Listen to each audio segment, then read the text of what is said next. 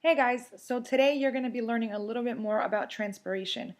Now we're going to turn this into a little bit of a competition, and the winning team is going to be getting extra points for their marking period 1 grade.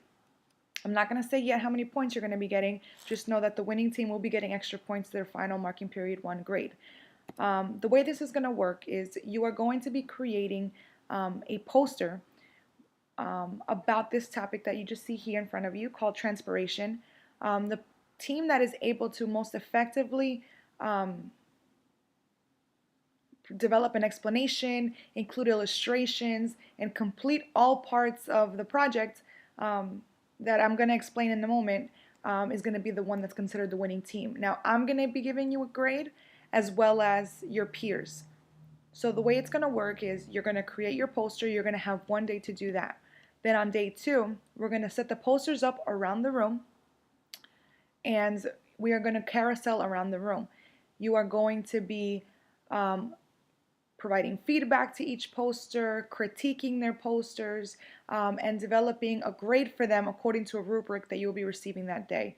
So let's just get into the project. So by the end of this whole project, you're going to be able to effectively explain the process of transpiration and effectively use vocabulary within your explanation. 2, you're going to be able to create an illustration to support your explanation of transpiration in plants. Basically, you're going to create a drawing to support your explanations or multiple drawings.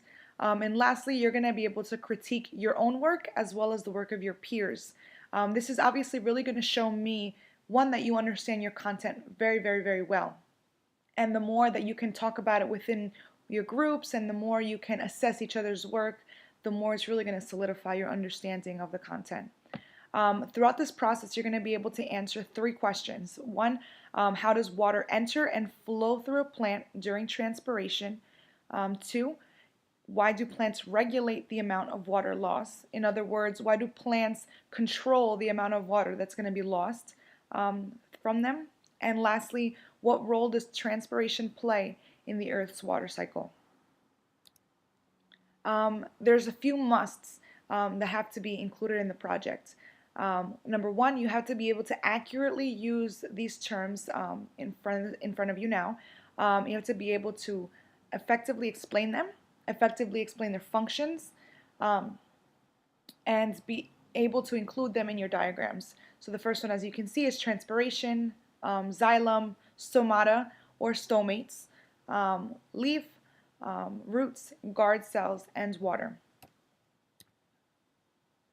Your presentation must be very neat, must be very clear, and complete according to all the points that I'm explaining to you now. It must be able to answer all of the focus questions that you saw at the very beginning. And again, you have to be able to create a diagram clearly showing everything involved in the process of transpiration. Be sure to label parts of the plant using the terms I listed in the previous slide. Again, you have all of these resources available to you. You have your Diversity of Life resource book.